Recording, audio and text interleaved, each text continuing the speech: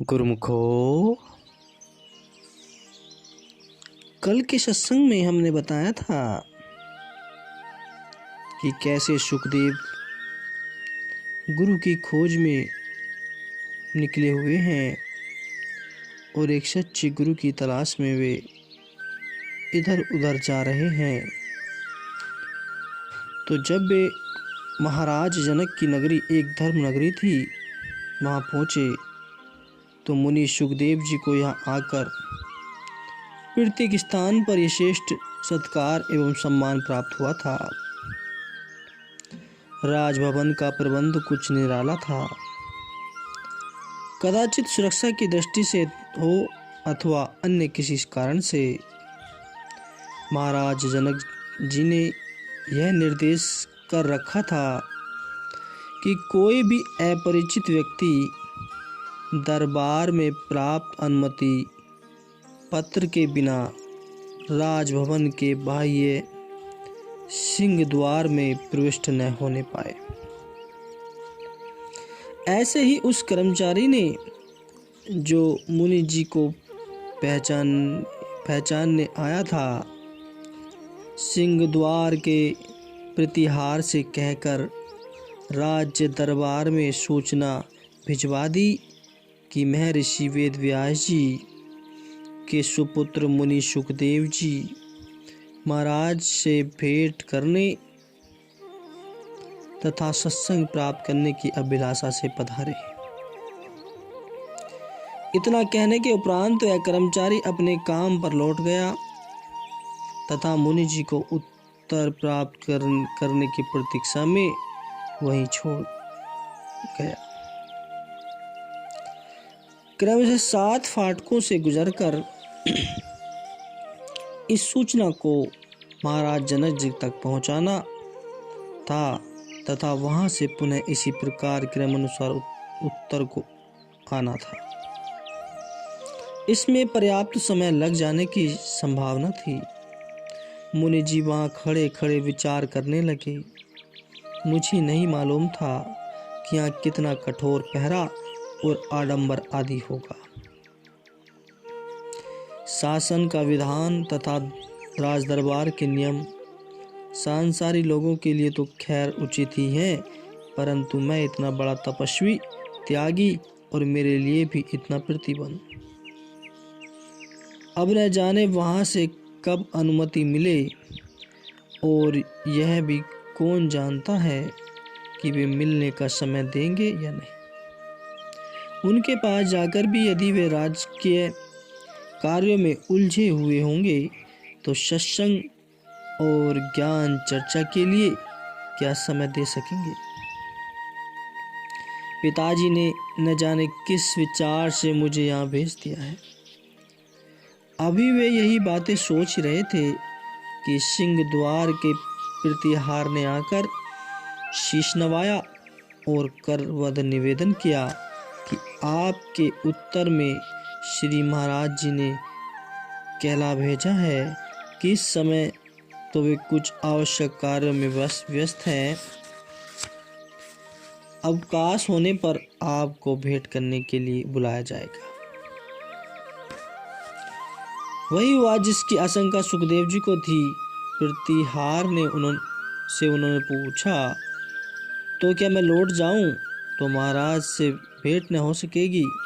तो प्रतिहार ने शिष्ट भाव से उत्तर दिया, मैं यह तो नहीं जानता, अपितु उनसे भेंट करने के लिए आपको प्रतीक्षा करनी होगी।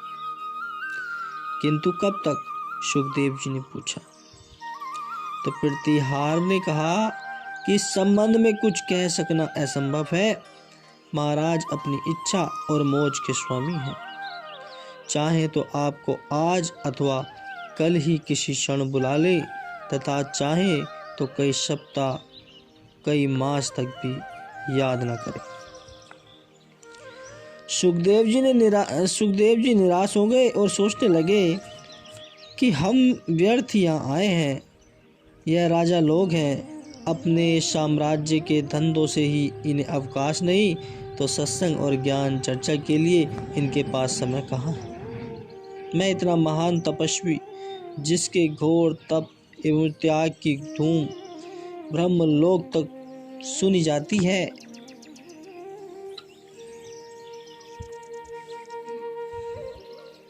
और यहाँ बात तक पूछने वाला कोई नहीं। तात्पर्य यह है कि इस प्रकार के कई विचार थे जो मुनि सुखदेव जी के मन को उत्तेजित कर रहे थे। तब के घमंड ने उनके स्वभाव में अधीरता के अंग को सुस्पष्ट कर दिया था। अतः प्रतिहार से लौट आने की बात कहकर आप महर्षि वेदव्यास जी के आश्रम की ओर चल दिए। महर्षि वेदव्यास जी के आश्रम पर पहुंचकर उन्होंने उनकी फटकार सुननी पड़ी। पुत्र के मुख से पूर्ण वृतांत सुनकर महर्षि को क्रोध आ गया और कड़कड़ा कर बोले, सुखदेव, तुम्हारा यह गर्व तुम्हें कहीं का न रखेगा।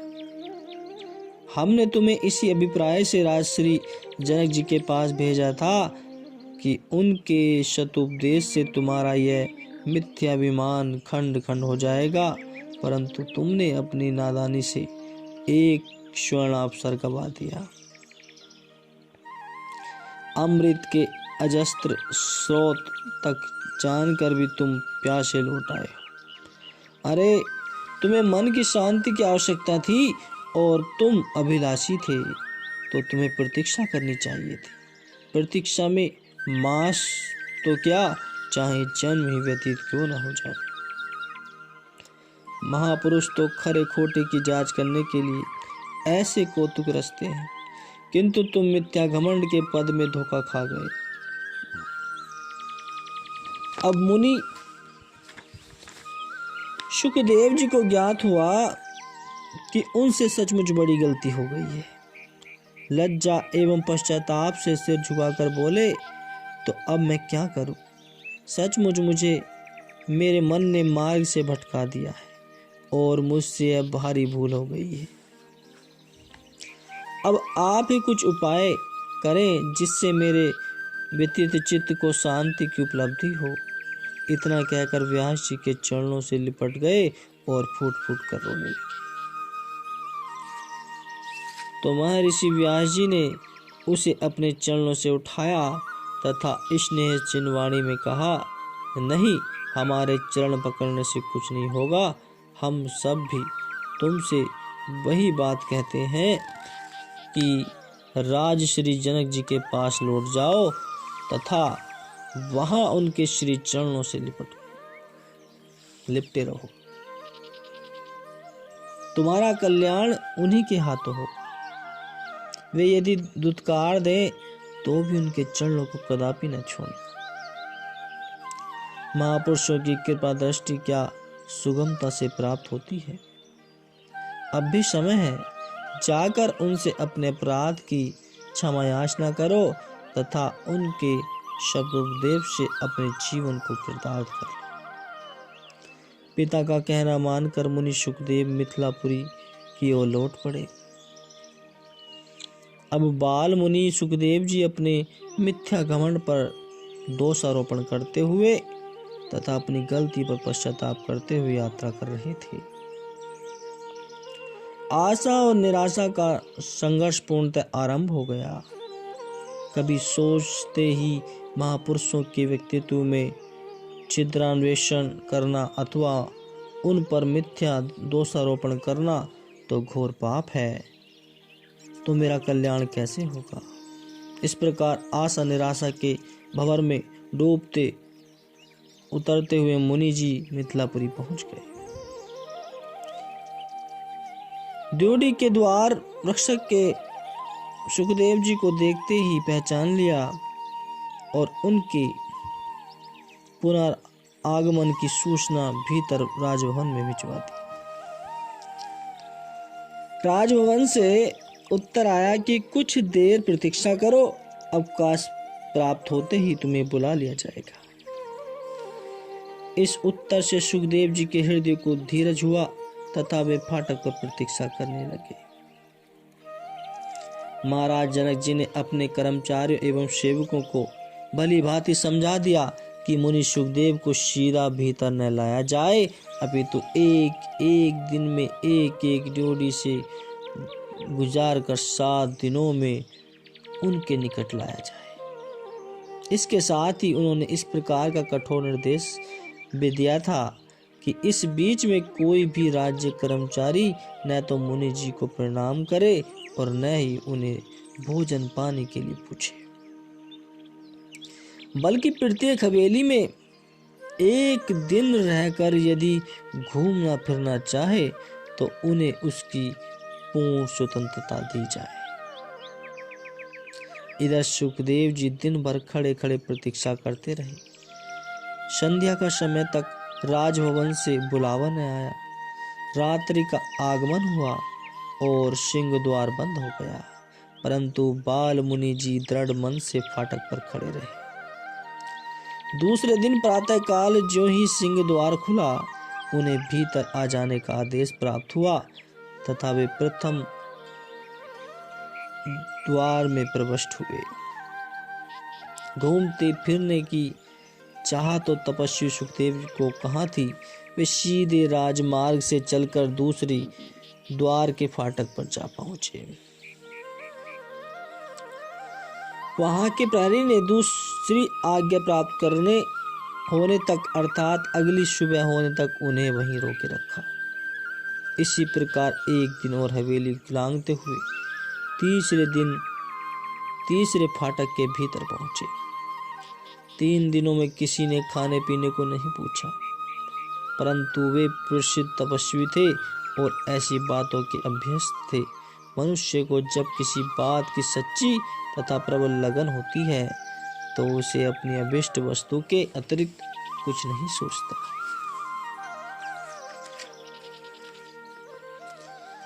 यही दशा मुनि जी की थी। चौथे दिन चौथे फाटक पर पहुंचे। वहां के नियम अनुसार फाटक के रक्षक ने उन्हें आदेश दिया कि अपनी यष्टिका और कमंडल यहीं छोड़ जाओ, लौटते समय ले जाना। उन्होंने ऐसा ही किया। इस प्रकार प्रतीक्षा करते करते 7वें दिन मुनि सुखदेव महाराज जी जनक जी के निजी प्रसाद के द्वार पर पहुंचे। इस समय वे 7 दिन के भूखे प्यासे थे।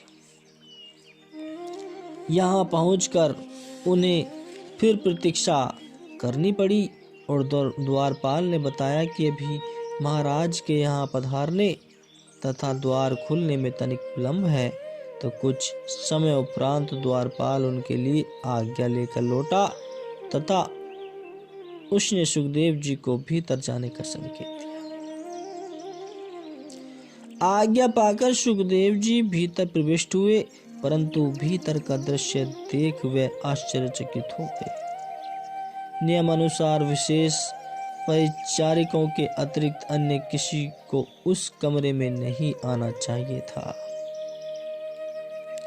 परंतु महाराज अपने स्वर्ण सिंहासन पर लेटे हुए हैं और चारों तरफ से सुंदर कोमलांगी परिचारिकाओं द्वारा इस प्रकार घिरे हैं जैसे भगवान श्री कृष्ण चंद्र जी के चारों गोपियों का जमघट हो। ऐसा विचित्र दृश्य देखकर सुखदेव जी ने आश्चर्यपूर्वक दांतों तले उंगली दबा ली। जन्म से ही घोर तप में मग्न रहने वाले मुनि ने सुंदरियों का एक ऐसा रंगीन जमघट देखा ही नहीं था। उनके होश उड़ गए। चित्त में उसी संशय ने पुनः सिर उभारा जिसे अब तक बड़ी कठिनाइयों से दबा रखा था। वे सोचने लगे, क्या ऋषि, योगी और तपस्वी महापुरुष ऐसे ही होते हैं? मुझे बुलाया है परमार्थ की चर्चा के लिए तथा स्वयं विलास मग्न हो रहे हैं। ऐसे विचारों में खोकर सुखदेव मुनि गुरु चरणों में दंडवत प्रणाम करना भी भूल गए। जिस प्रयोजन से यहाँ आए थे वह भी भूल गए। मुनि सुखदेव जी की यह दशा 2-4 क्षणों से अधिक देर तक न रह सकी। सहसा महाराज जनक जी ने करवट बदलते हुए सुखदेव जी पर दृष्टिपात किया तथा उसे स्तंभित देखकर बोले, ओ मुनि सुखदेव, तुम आ गए हो। आओ आओ, राज दरबार की ओर से तुम्हारा स्वागत है।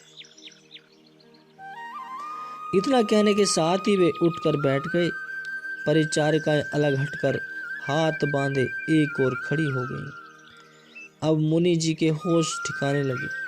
महाराज जनक जी की आवाज ने उनकी विचार तंद्रा को भंग कर दिया।